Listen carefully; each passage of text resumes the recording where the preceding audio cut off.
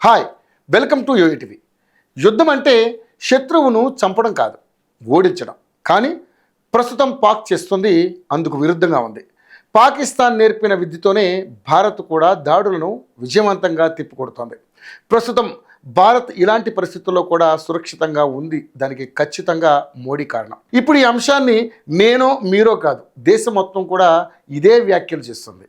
ఈ ప్రశంసలు సంతోషాన్ని ఇస్తాయి, కానీ ప్రత్యర్థి మన ధైర్య సాహసాలను పొగిడితే అప్పుడు కదా అసలు మజా వచ్చేది.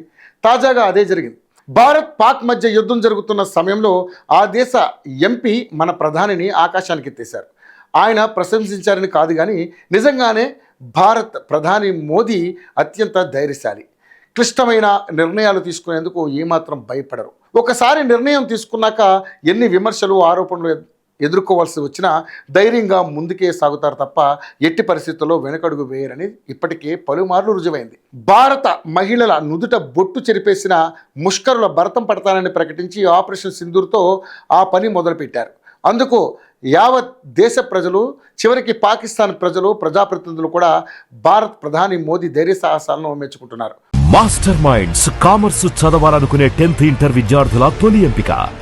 ఓ పక్క ప్రధాని మోదీ ఇంత ధైర్యంగా నిర్ణయాలు తీసుకుని పాకిస్తాన్ మీద బాంబుల వర్షం కురిపిస్తుంటే, పాక్ ప్రధాని ఒక పిరికి పంద అని భారత్ని ధీటుగా ఎదుర్కోవడంలో విఫలమయ్యారని పాక్ పార్లమెంట్లోనే ఓ ఎంపీ తీవ్రంగా విమర్శించారు.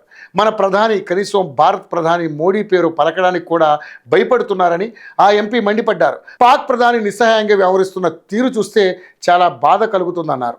సరిహద్దుల్లో దేశం కోసం ప్రాణాలొడ్డి పోరాడుతున్న పాక్ సైనికులు తమ ప్రధాని తీరును చూసి ఆత్మస్థైర్యం కోల్పోతున్నారని ఆవేదన వ్యక్తం చేశారు. దేశం క్లిష్ట పరిస్థితుల్లో ఉన్నప్పుడు ఇటువంటి చేతకాని పిరికిపంద దేశానికి ప్రధానిగా ఉండటం చాలా బాధ కలిగిస్తుందంటూ ఆవేదనతో కన్నీళ్లు పెట్టుకున్నారు. యుద్ధ సమయంలో శత్రు దేశం పార్లమెంట్లో మన ప్రధాని, ప్రభుత్వం, సైన్యం గురించి చెప్పుకొని తమ చేతకానితనానికి వారు బాధపడుతుంటే మనకి ఇంతకంటే గొప్ప గౌరవం ఏముంటుంది చెప్పండి.